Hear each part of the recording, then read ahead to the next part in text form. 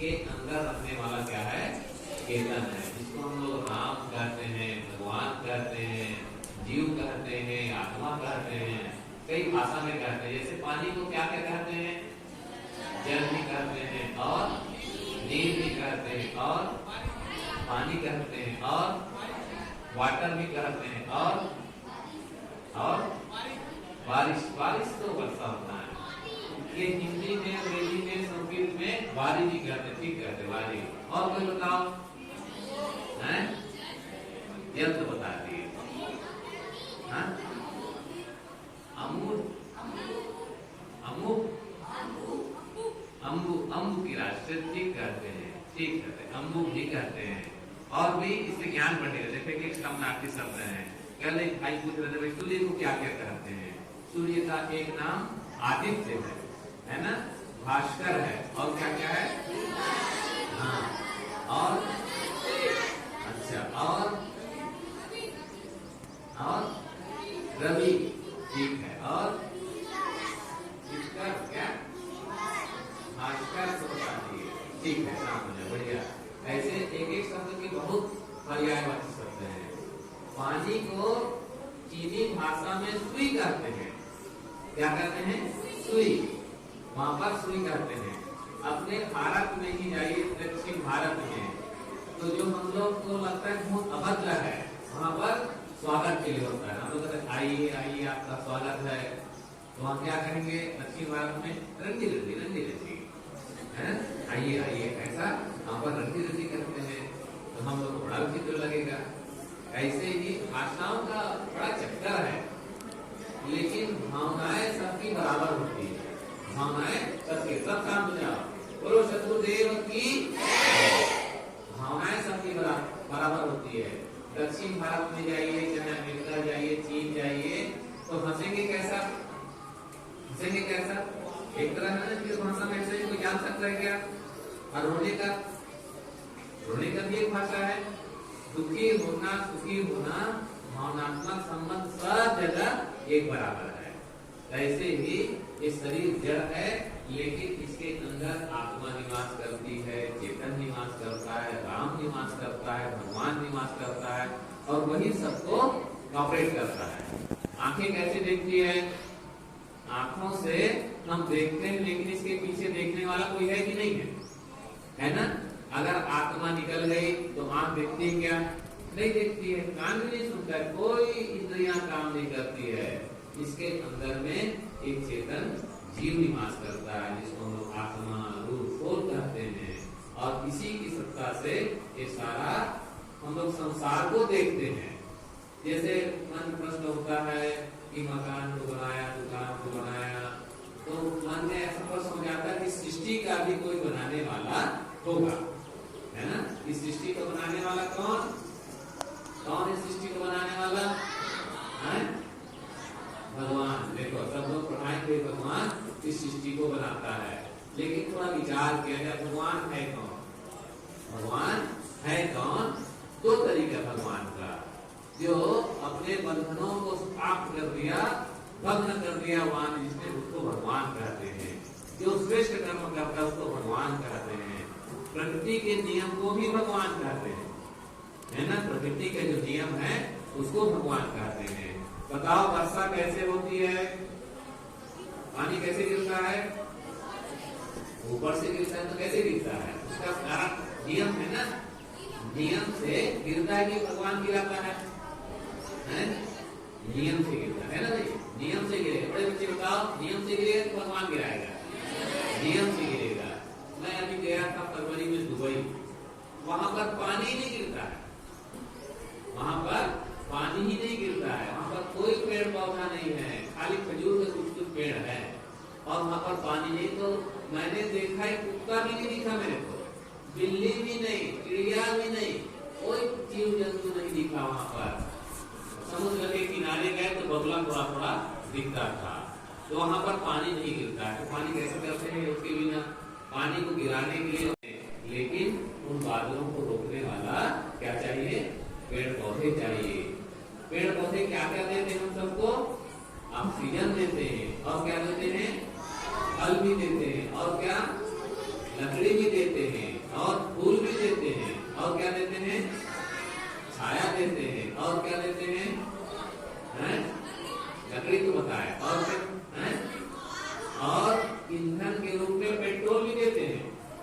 Petrol पेड़ भी देते हैं, पेट्रोल वो जमीन में वो दब जाता है, दबे दबे दबे दबे उसमें से जो तेल निकलता है इकट्ठा होते होते वो भी तेल होता है। कोयला भी देता है, गर्मी भी देता है, भोजन भी देता है कि नहीं?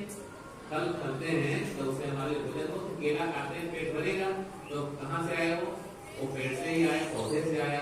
तो उसमें हम सबको पेड़ लगाना चाहिए।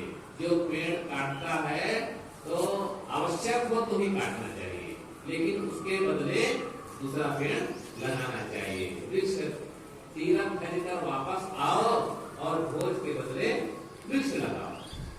कैसे कहा है? तीरथ खरीदकर वापस आओ और भोज के बदले वृक्ष लगाओ। लोग आते हैं तीर्थ करके, तो वहां पर कहते भंडारा करेंगे, लेकिन करते हैं ना, भंडारा करते हैं। शादी होती है तो लोग भंडारा देते हैं, लड्डू खिलाएंगे, पेड़ा खिलाएंगे, पूरी सब्जी खिलाएंगे। लेकिन संत जन कहते हैं तीरथ खरीदकर वापस आओ और भोज के बदले वृक्ष लगाओ, क्योंकि वृक्ष हमको कई चीज देता है। ऐसे ही हम सबको भी छायादार वृक्ष की तरह होना चाहिए, जो हम सबके लोगों के कल्याण के लिए कुछ काम आए।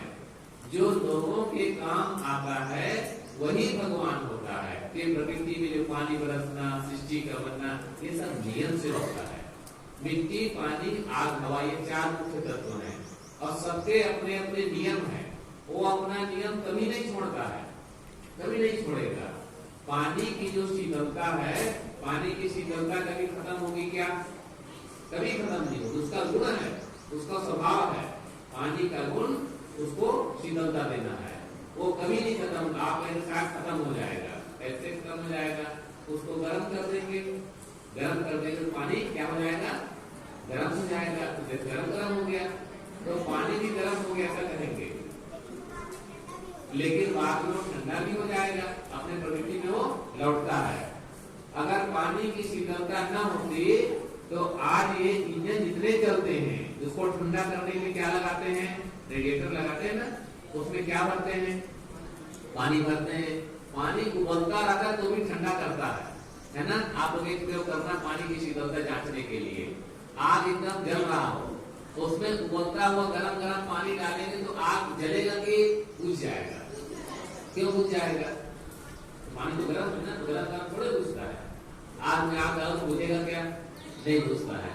लेकिन आग में गरम गरम पानी डालो तो भी आग बुझ जाती है। इसका मतलब क्या हुआ कि पानी सदैव ठंडा है। वो ऊपर से ऐसे आ गया है, जो गरमाए तो अग्नि का अंश भी लगे। सभी तत्वों में एक दूसरे का गठजोड़ है। खाली जो पृथ्वी लेते हैं, पृथ्वी में केवल मिट्टी भर नहीं है, उसमें अगर पानी ना हो तो वो पृथ्वी बन नहीं सकता है।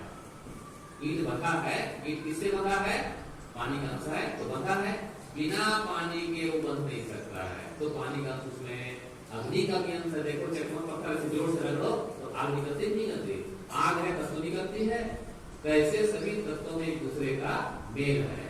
तो पानी की गुण धर्म है शीतलता का, और आग का गुण धर्म क्या है? आग का गुण धर्म है जलाना, है ना, गर्मी देना, है कि नहीं? और हवा का स्पर्श, कोमल कोमल भाव, स्पर्श भाव उसका है। तो मिट्टी, पानी, आग और हवा, ये चारों का अपना अपना गुण और धर्म है। वैसे ही आत्मा का क्या गुण है? आत्मा का गुण है ज्ञान। आत्मा का धर्म है ज्ञान। आत्मा का आकार क्या है? वो भी ज्ञान है। कैसा कैसा स्वभाव वाला है? वो भी ज्ञान स्वभाव वाला है। तो आत्मा हर जगह उसका ज्ञान ही स्वभाव है। दिखता नहीं है, सबके अंदर चेतन जीव है, आत्मा है, वो दिखता है क्या? दिखता है? नहीं दिखता है। लेकिन नहीं दिखने से नहीं ऐसा होगा क्या? नहीं दिखने वाला भी होता है। जैसे मैं किसी को एक मुक्का मार दूं तो कहेगा अरे साहब आपने मारा, बहुत दर्द हो रहा है, ऐसा कहेंगे ना? तो दर्द को दिखाओगे कहाँ पर, कैसा हो रहा है, कैसा दर्द है, दिखा पाएंगे क्या? नहीं दिखा पाएंगे। उसका अनुभव किया जाता है कि नहीं? अनुभव किया जाता है। मिठाई खाते हैं, रसगुल्ला मिठाई किसी ने दिया तो कहेंगे साहब बहुत अच्छा मीठा है, तो कैसा मीठा दिखाओ, तो दिखाएंगे क्या? नहीं दिखा सकते हैं। कैसा मीठा नहीं बता सकते, गुड़ कैसा मीठा नहीं बता सकते हैं, लेकिन बताने के क्या करेंगे, उसको भी मीठा खिला दो तो भी जान जाएगा ऐसा मीठा होता है। तो नहीं दिखता है तो भी है, उसका अस्तित्व है। ऐसे ही आत्मा दिखती नहीं है तो भी वो निवास का अनुभव हम लोग कर रहे हैं ना, आत्मा का अनुभव करते हैं, सबके अंदर में आत्मा है और उस आत्मा का सब लोग अनुभव करते हैं। मैं हूँ, मैं हूँ, मैं कुछ बोल रहा हूँ, शरीर में नहीं हूँ। जैसे गाड़ी और उसका चलाने वाला ड्राइवर दोनों एक अलग अलग है, दोनों गाड़ी और ड्राइवर अलग अलग है। गाड़ी अलग है और ड्राइवर अलग है। गाड़ी का खाना पीना क्या है, तेल पेट्रोल है ना, और ड्राइवर का रोटी सब्जी दाल भात है ना, तो दोनों खुराक अलग अलग है ना। ऐसे ही शरीर का खुराक भोजन है, लेकिन आत्मा का खुराक क्या है, भजन है ना, भजन है। उसको शांति देना, सद्गुण उसका भजन है। दया, क्षमा, करुणा, ये सब प्रेम, आत्मिकता, ये जो है आत्मा का भोजन है। वो भोजन देंगे तो भी तृप्त रहेगा, लेकिन उसको हम लोग भोजन नहीं देते हैं। शरीर को तो कितने टाइम भोजन देते हैं, 4-4 टाइम देते हैं। एक बच्चा कल आया शाम को 4-5 बजे, कह रहे कि साहब की भूख लग रही है, भूख लग रही है, कुछ खाने को क्या दूं, क्या बिस्कुट आप देंगे तो चलेगा। तो मैंने दराज खोला तो बिस्कुट को खा नहीं, तो मैंने कहा अच्छा केला तो तेरे कहाँ चलेगा, तो एक केला उसको दिया। तो ये शरीर भूख लगती है तो कुड़कुड़ाहट होती है, उसको भोजन चाहिए। ऐसे ही आत्मा को भोजन चाहिए, उसका भोजन है ये दया, क्षमा, सत्य, ये सब उसके भोजन है। शांति उसका भोजन है, उसको शांति दो। देखो सब काम करके थक जाते हैं, साथ में बहुत थके, मेरे को आराम चाहिए। ऐसे ही आत्मा को सुकून चाहिए और उसके लिए हमको इसका विकास करना है। दया का, क्षमा का, सत्य का, अहिंसा का विकास करना है। कैसे विकास करेंगे, बार बार रिपीट करके। पढ़ते हैं लोग याद में तो कैसे करते हैं, बार बार करते हैं। ऐसे ही क्षमा कैसे बढ़ेगी, बार बार क्षमा करके बढ़ेगा। बार बार सत्य कैसे बढ़ेगा, सत्य बोल करके बढ़ेगा। तो बार बार उसको रिपीट करना है। किसी के प्रति क्रोध भाव आ जाता है तो क्षमा करना है, क्षमा कर करके क्षमा का भाव आएगा। किसी के प्रति करुणा करके करुणा का भाव आएगा। प्रेम करके प्रेम का भाव जगेगा। इसलिए बारंबार उसको रिपीट करना है। जो जैसा करता है वैसे उसका स्वभाव बनता चला जाता है। प्रेम और करुणा की एक मूर्ति थी जिसका नाम हम लोग जानते हैं मदर टेरेसा। नाम कितने लोग सुने हैं, सब छोटे बच्चे को छोड़ करके सभी लोग मदर टेरेसा का नाम सुने हैं। ये उनको मैंने देखा है, कोलकाता में उनका एक मिशन था, उनकी मिशनरी थी, वहां पर उनका बहुत सहयोग है। वो मैकेडोनिया की जन्मी, यहाँ की नहीं, उनका मैकेडोनिया का उनका जन्म हुआ और 1910 में 26 अगस्त 1910 में उन्होंने मैकेडोनिया में जन्म लिया। उनके माता पिता गरीब घर के थे और ये नन हो गई। नन का मतलब ईसाइयों की जो सिस्टर जैसे होती हैं उसको नन कहते हैं, और जैसे साधवियां, जैसे हमारे यहाँ साधवी कहते हैं, उनके यहाँ नन कहते हैं। तो सेवा का भाव उनका हुआ और फिर वो सेवा का संकल्प ली सन 1946 में। 10 में जन्म ली तो 36 साल की उम्र में उन्होंने सेवा का संकल्प लिया और 1950 में कलकत्ता में आकर के एक मिशन की स्थापना की। उनका उद्देश्य था मैं रोगियों की, दुखियों की सेवा करूं, जो असहाय हैं उनकी सेवा करूं, जो जिनके हाथ पैर गल जाते कुष्ठ रोगी उनको ला करके सेवा करते थे। कोई बच्चा माता पिता द्वारा नहीं पाल सकते, छोड़ देते थे बच्चे को, कोई फेंक देता था तो उन बच्चों को उठा करके अपने आश्रम में ला करके सेवा करती थी। एक बार हम लोग गए बड़े गुरुदेव जी के साथ में, तो 6 बच्चे 6 घंटे के थे, कोई 6 घंटा, कोई 8 घंटा, कोई 12 घंटा, एकदम छोटे छोटे बच्चे। वहां पर सबके लिए व्यवस्था, पालने की व्यवस्था, बड़ों को जाने नहीं देते थे क्योंकि छोटे बच्चे उन्हें इन्फेक्शन न हो जाए, इस तरह से वहां जाने नहीं देते थे। उनकी जो गायियां होती थी वही जाती थी, सेवा करते थे। बहुत उनके यहाँ बच्चे, और बच्चों को बड़ा करके, पढ़ा करके, लिखा करके उनको रोजगार धंधा सिखाते थे और उनको भी अपने धर्म में दीक्षित करके जो सेवा भाव में है तो सेवा भाव में उनको रखते थे। तो उन्होंने बड़ा काम किया मानवता की सेवा के लिए, और उनकी मृत्यु कलकत्ता में हुई 5 सितंबर 1997 को उन्होंने कलकत्ता में शरीर छोड़ा। बहुत भारी थोड़ा शरीर की थी और सफेद कपड़ा पहने रहती थी, और ऐसे जैसे भारतीय नारी सिर पर ढकती हैं वैसे उनका पल्लू ढका रहता था।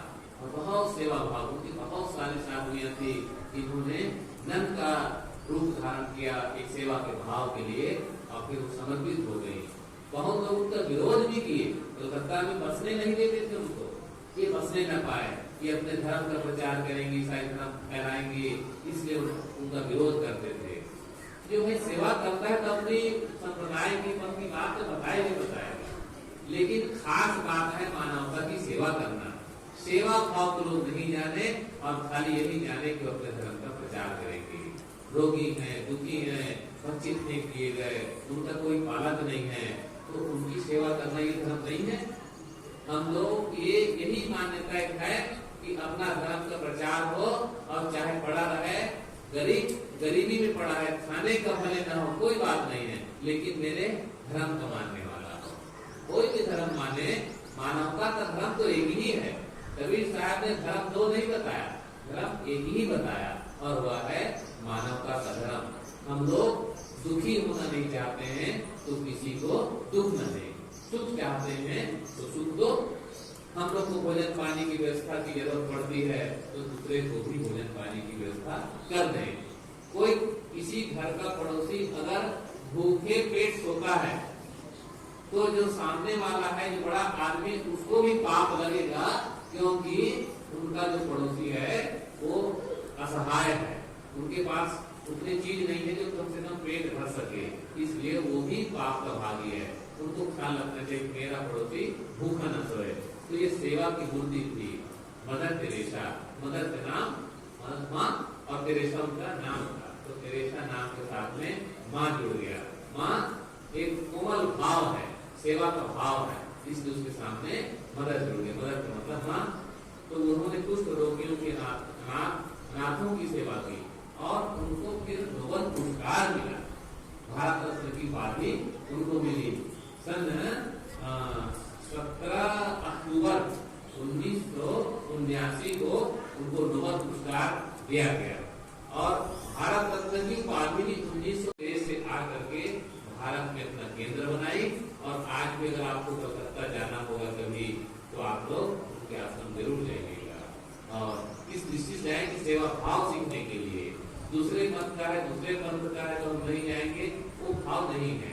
सेवा भाव देखने जाना चाहिए कि हम भी उनसे सीख लेकर के इस मानवता की सेवा कर सके। हम सब लोग इसी भाव से आए हैं कि हम कुछ सीखेंगे, समझेंगे और मानवता की सेवा में आगे बढ़ेंगे। ये बच्चे ही तो हमारे भविष्य हैं। आज का बच्चा कल का नागरिक होगा, कल कहीं नेता होगा, कल कहीं संत होगा।